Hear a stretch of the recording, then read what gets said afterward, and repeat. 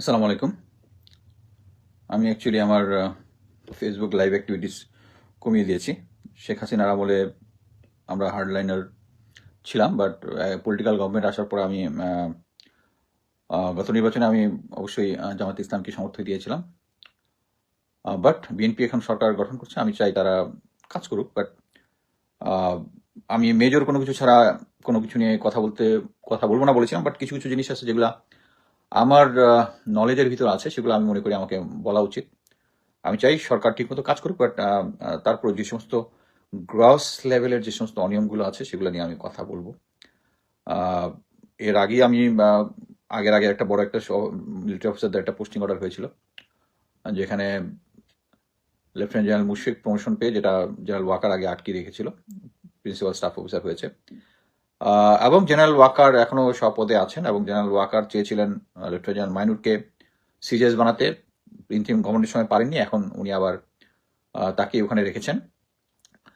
এখন নতুন যে পোস্টিং অর্ডার এসছে, আহ, এর মধ্যে অ্যাকচুয়ালি আমি কথা বলার মতো আমি কোনো কিছু ইম্পর্টেন্স দেখিনি, বাট এই সেকেন্ডটাতে দেখেছি। প্রথমটার মধ্যে আমি অলরেডি বলেছি যে আমি যেটা শুধু নেসেসারি মনে করবো ওইটাই বলবো। এর মধ্যে একটা হচ্ছে ব্রিগেডিয়ার জেনারেল কায়সার, ডিজিএফআই হয়েছেন, তার ব্যাপারে আমি অ্যাকচুয়ালি ফেসবুকে অনেক কিছু দেখলাম তার সম্বন্ধে। অ্যাকচুয়ালি এই ব্রিগেডিয়ার কায়সার আগে এখানে ইউএন হেডকোয়ার্টার ছিল, ইউএনএ উনি খুব ভালো কাজ করেছে। Actually his from Sylhet cat college, আমি সেম ক্যাট কলেজে। সো আমি ক্যাট কলেজে তাকে সম্ভবত দেখিনি, বাট আমরা বিভিন্ন পার্টি টাটিতে কথা হয়েছে। নর্মালি আমি তাকে যেটা দেখেছি যে নর্মালি যারা মানে ওয়াকারপন্থী টাইপ, তারা 5ই আগস্টের পরে আগে থেকে তারা হোস্টাইল ছিল আমার প্রতি। পার্টি টাটিতে হইলে শুধু যেটু ক্যাজুয়ালি সালাম দেওয়া, যদি জুনিয়র হয় ম্যাক্সিমাম জুনিয়র দেওয়া, এছাড়া আমার আশেপাশে ঘেসতো না। But Kaiser was different. Kaiser আমার সাথে এসছে, আমার সাথে কথা বলেছে, এবং অ্যাকচুয়ালি আমি যে সমস্ত কাজ করতেছি শেখ হাসিনার বিরুদ্ধে, অ্যাকচুয়ালি হি সাপোর্টেড মি। কথা বলছে, আমি জানি না মনে কি আছে, বাট তার দেখলাম যে তার এক ভাই আছে লন্ডনে, তার তারপরে সে জেনারেল আজিজের সময় তার এমএ ছিল, তারপরে শেখ হাসিনার সাথে তার ছবি। বাট আমি যেটা মনে করি সেটা হচ্ছে আহ, সেই আমলে অ্যাকচুয়ালি সবাই শেখ হাসিনার গুণগান গেয়েছে, কিন্তু যারা গুম খুন বা মানবাধিকার রিলেটেড সিরিয়াস ক্রাইমের সাথে জড়িত না, তাদের ব্যাপারে আমাদের অ্যাকচুয়ালি এতটা হোস্টাইল হওয়া উচিত না। দেখেন ভাই, আমি হিজ ফ্রম মাই ক্যারেক্টার, এই জন্য আমি বলতেছি। আমি নিজে যেটা মনে করতেছি, আমার one of the close friend Ziaul Hasan, এটা নিয়ে প্রোপাগান্ডা হয়, বলছি তাকে আমি গত 7-8 বছর আগে থেকে তার নামে লিখতেছি, এখন সে জেলখানায় আছে। সো আমার কারোর প্রতি কোনো দেশ, আমার কাছে দেশের ইন্টারেস্ট সবার আগে। সো আমি এখন যেটা মনে করি, Kaiser is a very competent officer. আমি তার প্রোফাইল দেখলাম, সে কোর্সের সেকেন্ড, বাট এখন বোধহয় ফার্স্ট, কারণ তার ফার্স্ট যে আছে সে বোধহয় কর্নেল অবস্থা রিটায়ার চলে গেছে।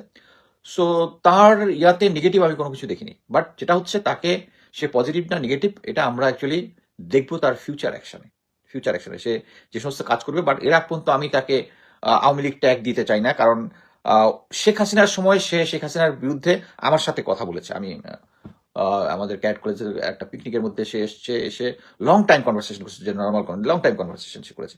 সো ওই রকম যদি সে হার্ডকোর যদি আওয়ামী লীগ হতো, এটা করার কথা না। তো আমি তাকে বেনিফিট অফ ডাউট দিতে চাই। আমি মনে করি যে তাকে লেটস ওয়ার্ক, তাকে কাজ করুক। বাট তার যেটা হয় আর কি, আমি জানি না এখন পর্যন্ত সে ডিজিএফআই পূর্ণ কন্ট্রোল নিয়েছে কিনা, বাট এখনো আমার এগেনস্টে কিছু ওই যে কতগুলো অ্যাকাউন্ট আছে না, জিরো ফলোয়ার জিরো ফলোয়িং, মানে আজকে অ্যাকাউন্টটা ওপেন করছে করে আমার অ্যাকাউন্টে আসে 2-3টা, আমার এগেনস্টে 2-1টা ফটো কার্ড ইয়ে করে দিয়ে চলে যায়। এটা চালু আছে, এবং এটা আমাকে ডিজিটাল যতই বলুক স্যার এটা আমরা করি না, your people are doing it, you don't have a control over it, simple. So আমরা ফিউচারে দেখবো, এবং প্লাস হচ্ছে আমি ডিজিএফআই থেকে নিয়মিত মাসোহারা পাওয়া যারা আছে, জুলকারনাইন স্যার ইদানিং দেখতেছি মানে কিছু কিছু সহি পোস্ট করতেছে, তার একটা পোস্ট আমি শেয়ারও করছি, যেটা রাইট, শেয়ার করতে আমার কোনো সমস্যা নাই। বাট আমি মনে করি যে ডিজিএফআই কে ডিজিএফআই এবং দেশকে যারা রক্ষা করবে, তারা দেশপ্রেমিক যারা আছে তারাই তাদেরকে রক্ষা করবে, বিকজ তারা সবসময় রাইট কাজ করবে। আমি যেটা মনে করি যে তারা সবসময় রাইট কাজ করবে, এবং আমি তাদেরকে ডিফেন্ড করতে চাই যে ডিজিএফআই যে কাজটা করুক। কারণ সো জেনারেল জাহাঙ্গীরকে চেঞ্জ করে ওকে করছে, আমি মনে করি যে he is the right man. এবং একটাও বুঝতে হবে যে বাংলাদেশের যত যারা জিনিয়াস, তারা আবার নিজের লাভ ক্ষতিটা খুব ভালো বুঝে। লাইক আমি আগে বলছি জেনারেল ইকবাল করিম ভুইয়া, ভেরি জিনিয়াস। আমার দেখা বাংলাদেশ সেনাবাহিনীর মধ্যে যদি genius is concern, is the best. But তাকে যদি ভারত কন্ট্রোল করে, এটা ভারতের জন্য ভালো, আমাদের জন্য ভালো না। সো আমি মনে করি যে আমি কায়সার রশিদের সাথে কোনো ভারতীয় কানেকশন বা নর্মালি যেটা হয়, একজনের সাথে একটা লং কনভারসেশন করলে তার মাইন্ডটা বোঝা যায়। আমার কাছে সেটা মনে হয়েছে, his a good guy, let him work, তার পিছনে এত লাগার কোনো কিছু নাই। But let's talk about some other issue. সেটা হচ্ছে, রিসেন্টলি আপনারা দেখেছেন যে একটা নতুন পোস্টিং অর্ডার বেরিয়ে হয়েছে। পোস্টিং অর্ডারটা হচ্ছে lieutenant general Shahin, commandant NDC, যাকে আমরা কয়েকদিন আগে শুনেছিলাম যে উনি বাড়ি চলে যাচ্ছেন। তাকে বাড়ি পাঠিয়ে দেওয়া হচ্ছে যখন মেজর কি বলে, আমরা যখন দেখলাম যে স্যার থেকে আসলো, ইয়া থেকে জুবাইর সালিন স্যার যখন ইয়া থেকে আসলো, অ্যাম্বাসেডর থেকে ফেরত আসলো, তখনই আসছে যে উনি আউট হয়ে যাচ্ছেন। কিন্তু উনি আবার কোথায়, কমান্ড্যান্ট এনডিসি। কমান্ড্যান্ট এনডিসি মানে হচ্ছে এটা একটা ট্রেনিং ইনস্টিটিউশন। সো এটার সাথে কিন্তু আর্মির অন্য অপারেশনাল কোনো সম্পর্ক নাই। কার আছে? চিফ অফ জেনারেল স্টাফের আছে, কোয়ার্টার মাস্টার জেনারেল আছে। তার যে আর্মির ইকুইপমেন্ট, প্রকিউরমেন্ট যত কিছু আছে, এগুলোর সাথে উনি জড়িত। আবার জেনারেল মাইনুর হচ্ছে জেনারেল ওয়াকারের চুজেন, সে হচ্ছে সিজিএস। সো আমি যেটা দেখতেছি সেটা হচ্ছে, যারা জেনারেল ওয়াকারের কন্ট্রোলের এবং ট্রাস্টেড লোক, তারা ফেরত এসছে আবার।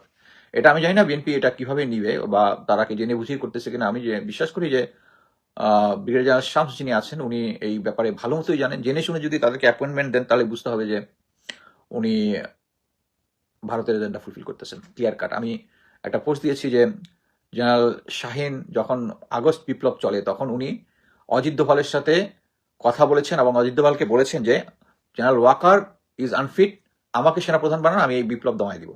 এবং এরপরে জেনারেল ওয়াকার তাকে ইন্টারভিউ নেয় এবং তার টেক্সট মেসেজ তাকে দেখায় যে তুমি এই টেক্সট মেসেজ করতে অজিত দোভালের কাছে। তারপরে এবং তখন যখন আমি বিপ্লবের সময় এই কথা বলছিলাম, তখন কেউ ডাউট দেয় নাই যে ভাই কোনো প্রমাণ আছে এই যে এটা হয়েছে না হয়েছে। এখন বিএনপির লোক যারা প্রমাণ দিচ্ছে, ভাই আপনার কাছে কোনো প্রমাণ আছে? এমন হচ্ছে জেনারেল ওয়াকার এগুলা কথা বললে। বাট আমার একটা মিনস ছিল এবং আছে এই সমস্ত ইনফরমেশনকে অ্যাক্সেস পাওয়ার। সো ওই সময় ওই লোকটা অজিত দোভালের সাথে ইয়া করছে, কিন্তু কেন তারা তো চাকরি থেকে চাকরিচ্যুত করার কথা, চাকরিচ্যুত তো করে নাই। তারা কি করছে, সেনা সদর থেকে এনডিসিতে পাঠিয়ে দিচ্ছে, কারণ সেও ইন্ডিয়ান এজেন্ট, ওয়াকার স্যারও ইন্ডিয়ান এজেন্ট। সো এখানে আমার কাছে যেটা মনে হচ্ছে, জেনারেল ওয়াকারের কন্ট্রোলটা এখন পর্যন্ত পুরোপুরি আছে। হয়তোবা এনএসআই এর জেনারেল ফরিদ যেহেতু আগেই জেনারেল ওয়াকারের সাথে কয়েকবার, তারেক রহমানের সাথে কয়েকবার দেখা করেছে, সো তার লয়্যালটি আমি মনে করি হয়তো রাজনৈতিক সরকারের সাথে আছে। কায়সার রশিদ, আমি মনে করি তার প্রফেশনে সে প্রাইম মিনিস্টারের গোয়েন্দা সংস্থা, সেই জায়গায় কাজ করবে। আর আমি যেটা জানি যে ব্রিগেডিয়ার শামস স্যারের সাথে কায়সার রশিদ স্যারের একটা ভালো আন্ডারস্ট্যান্ডিং আছে। কারণ ওনার যখন চাকরি থেকে ফোর্স রিটায়ার্ড হয়, তখন সম্ভবত সে কোনো একটা রিটায়ার করেছিল। যাই হোক, আমি আরেকটা বলি, lieutenant general Faiz, quartermaster general to commandant NDC, sir সম্বন্ধে কথা বলার কিছু নাই। Major general Nasim, MIS to MOFA, this is very important. Major general Nasim actually বাংলাদেশের বিশাল ক্ষতি করছে। বাংলাদেশে যত কিছু শোনেন না, টাইগার আইটি, ওইটাই যত বাংলাদেশের ভোটার আইডি বা ন্যাশনাল আইডি যত ডাটা সব ইন্ডিয়া নিয়ে গেছে। This is the man who supplied it and who arranged it. Of course তাকে দোষ দিলাম নাই, সব দোষ শেখ হাসিনা। এবং এই কারণেই বেশ কিছু কম্পিটেন্ট অফিসারকে ডিঙিয়ে মেজর জেনারেল কি বলে নাসিমকে মেজর জেনারেল বানানো হয়েছে। সো তাকে মোফাতে দিয়েছে, মানে হচ্ছে তাকে ফোর্স রিটায়ার্ড করলে সবচেয়ে বেটার হয়। Then major general Morshed, 19 Division to AG. Again, he was NSI during Sheikh Hasina. আমি বলবো সেও জেনারেল ওয়াকারের trusted. Okay, major general Hasan, he is a good officer, তার সাথে আমার ইয়ে করছি 66 টু লগ এরিয়া। সো এগুলো রুটিন ব্যাপার, এগুলো নিয়ে আমি কথা বলতে চাই না। বাট যেটা আমি বললাম, মেইন জিনিস হচ্ছে, আমি কমান্ড্যান্ট DGFI কে আমি মনে করি যে we should give chance to talk. আর বাকি যেটা বলবো যে বর্তমানে যেটা হচ্ছে, আরেকটা জিনিস আমি একটা জিনিস বলি যে প্রথমে আমরা দেখলাম যে একটা কিছু অখ্যাত জায়গা থেকে বলা হচ্ছে যে কয়েকদিন আগের ঘটনা, যে এই সরকার, মানে তারেক রহমান মাননীয় প্রধানমন্ত্রী প্রথমেই অফিস করেছেন, ওই দিনই BDR এর নাম পরিবর্তন করবেন এবং একটা নতুন বিচার বিভাগীয় তদন্ত করবেন। এটা নিয়ে অখ্যাত কিছু করতে, মেইন স্ট্রিম মিডিয়া কভার করে নাই। এটা নিয়ে আমি একটা ছোট্ট পোস্ট দিয়েছিলাম। 2 দিন ধরে আমি যেটা হয় যে এই ধরনের জিনিস হইলে আমি যদি ভুল তথ্য দেই, সাথে সাথে আমাদের অ্যাটাক হয়। অ্যাটাকের পরিমাণ দেখি সাফিসিয়েন্ট না, আমার কাছে মনে হচ্ছে দিস ইজ এ ট্রু। দেন আমি একটা সিরিয়াস অ্যানালিটিক্যাল পোস্ট দিলাম এটা নিয়ে। এটা দেওয়ার পরে 2 দিন পরে সম্ভবত আমাদের শিলং সালাউদ্দিন সে বলল যে আমরা একটা নতুন তদন্ত কমিটি করব। এর একদিন পরে 25 তারিখে আবার বললো তারা করবে না। তার মানে হচ্ছে আমি এর মধ্যে একটা অ্যাসেসমেন্ট দিয়েছিলাম যে তারা অ্যাকচুয়ালি মার্কেটের মধ্যে যেটা এটা এটা আওয়ামী লীগ আমলের শুধু বলবো না, এটা প্রতি আমলেই সরকার যেটা করে একটা মার্কেটে ছাড়ে জিনিসটা, সেটা পাবলিক রিয়াকশন দেখে। পাবলিক রিয়াকশন যদি দেখে এটা হোস্টাইল, তারপর এটাকে ব্যাক অফ করে। সো শিলং সালাউদ্দিন মিয়া এই এখন বলেছে যে পুরাতন সে নাকি আগের ইনভেস্টিগেশন রিপোর্টটা দেখে নাই। তার তো দেখার দরকার নাই, তার তো অনেক উপদেষ্টা থাকার কথা, তার এ ব্যাপারে সে ইচ্ছা করলেই যে কাউকে জিজ্ঞেস করে দিতে পারে। যাই হোক, আমি ধরে নিচ্ছি যে সে তার কথাই ঠিক এবং সে এটা দেখে তাকে এটা নিয়ে বিচার হবে। বাট আমরা দেখি কি শুরু হয়। বাট আমার কাছে যেটা ধারণা যে এই ইনভেস্টিগেশন রিপোর্ট যেটা অলরেডি মার্কেটে চলে আসছে, যেটা ফেসবুকে ঘুরতেছে, যেটা আমিও শেয়ার করেছি এবং এটা আমি কনফার্ম করেছি এটাই সেই অ্যাকচুয়াল অরিজিনাল রিপোর্ট, এর সাথে কিছু অ্যানেক্সট্রা যেগুলো এগুলো সম্বন্ধে দেয় নাই, বাট মূল রিপোর্ট এটার মধ্যেই ভারতের ইনভলভমেন্টের কথা বলা আছে। সেনাবাহিনীর যারা আর্মির সাথে গাদ্দারি করেছে তাদের নাম বলা আছে এবং আমি মনে করি যে বিএনপি সরকার এই একটা জিনিস মনে করেন, আমার নিজের আমি এক্স মিলিটারি অফিসার হিসেবে আমি মনে করি যে 57 জন অফিসারের বিচারটা যদি ঠিক মতো করে, আমি বিএনপির গুণগান গাওয়া শুরু করবো যদি বিচারটা ঠিক মতো করে। হ্যাঁ, আমার ওইটা নিয়ে কোনো কনসার্ন নেই। আমি জানি যে বর্তমানে যে বাংলাদেশ ব্যাংকের যে একজন নতুন দিয়েছে, ওর্স অফ দা ওর্স করুক। একজন ঋণ খেলাপি, একজন ব্যবসায়ী যার কোনো ব্যাংকিং অভিজ্ঞতা নাই, তাকে দিছে ওর্স ডিসিশন। ওকে, আমি ওকে উইথ ইট। বাট এই পিলখানা হত্যাকাণ্ডের বিচার আপনাদেরকে করতে হবে, না হলে লেগে থাকবো আমি। আমার কথা কি হবে না হবে ডাজন্ট ম্যাটার, বাট আমি এটার পিছনে লেগে থাকবো। আরেকটা হচ্ছে একটা কি কথা বলতে চাইছিলাম, আচ্ছা সেম আমি মনে করি যে ইয়ার হত্যাকাণ্ড যেটা হচ্ছে, ওই শাপলা চত্বরের হত্যাকাণ্ড, এটা কেমন নিতে হবে। এটার কারণটা হচ্ছে এগুলোর সাথে আমাদের একটা বড় মিলিটারির লোকজন জড়িত।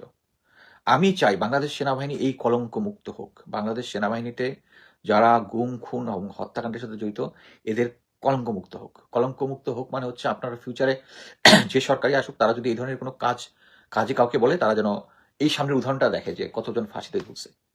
এবং আমরা ওইটাও কনসার্ন যে বর্তমানে যে চিফ প্রসিকিউটর তাজুল, তাকে চেঞ্জ করাটা একদম উচিত হয় নাই। কারণ এখানে যে কি পরিমাণ প্রেশার আছে, আমি যেহেতু এটা ক্লোজলি ফলো করতাম, এটার মধ্যে রাজনৈতিক, প্রশাসনিক, বৈদেশিক কত ধরনের প্রেশার যে আছে, এই প্রেশারগুলো সবকিছু ম্যানেজ করেছে তাজুল ভাইয়ের সাথে আমার একবার কথা হয়েছে। মানে এক্সট্রা অর্ডিনারি দৃঢ় প্রতিজ্ঞ লোক। তার মতো একটা লোককে, আমার কথা হচ্ছে যে উনি যদিও বলেছে যে একটা সরকার আসলে তার নিজস্ব লোক দিবে, এটাই স্বাভাবিক, কিন্তু কথা হচ্ছে একজন অনেস্ট লোক যে সিনসিয়ারলি কাজ করতেছে, তার কাজটা তো আপনাদের রিকগনাইজ করা উচিত ছিল বলে আমি মনে করি। তারপরে যত অনিয়মই হোক, পিলখানা হত্যাকাণ্ডের বিচারটা আমি চাই যদি এটা হয়। এবং আমি মনে করি আপনাদের শুরু করতে হবে, প্রথমে হচ্ছে যে সমস্ত অফিসার যারা আছে, যে সমস্ত অফিসার এটার সাথে জড়িত, তাদেরকে আগে অ্যারেস্ট করুন। এবং মনে করেন যে ওইটা হইলে হবে না যে জেনারেল ওয়াকার এসে বলবে যে কি সে আমার লোক, অথবা সে কি ক্যান্টনমেন্টের ভিতরে একটা সাব জেলে থাকবে। এটা হইতে পারবে না।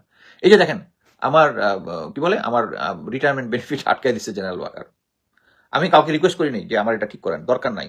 আল্লাহ যদি হাজির নাজির থাকে, আল্লাহ যদি আমার উপরে কারো অন্যায় করে, জেনারেল ওয়াকার আজীবন 5 ওয়াক্ত নামাজ পড়ছে না, ওই দিন তার সমস্ত জিনিস বলবো যে নামাজ যেগুলো পড়ছে, তারপরে he will be sent to hell. Anyway, Allah শ্রেষ্ঠ বিচারক। আচ্ছা, আমার এটা নিবে। বাট কথা হচ্ছে দেখেন, যারা যে 5টা জেনারেল ইন্ডিয়াতে পালাই গেল, তারা তো মানে আমি বাংলা আর্মির ভাবমূর্তি ক্ষুণ্ণ করতেছি, ওই সারা দেশের সাথে গাদ্দারি করে পালাই গেছে। এরা আর্মির ভাবমূর্তিকে আমার থেকে কম ক্ষুণ্ণ করেছে, তাই তো? যে তাদের রিটায়ারমেন্ট বেনিফিটটা আপনি বন্ধ করেন নাই। সো আপনি যদি জেনারেল ওয়াকারের উপরে বিশ্বাস করেন, তাহলে তার মানে হচ্ছে আপনারা ইনডাইরেক্টলি ভারতের আজ্ঞাবহ হয়ে কাজ করতেছেন, এর কোনো অল্টারনেটিভ নাই। সো আমি এটাই বলবো যে নতুন একটা ইনভেস্টিগেশন করা হয় না পিলখানা নিয়ে, গুড, কিন্তু এর তখনই হয় যদি আপনি সঠিক বিচারটা করেন, এবং আমরা বিচারের অপেক্ষা আছি। ধন্যবাদ।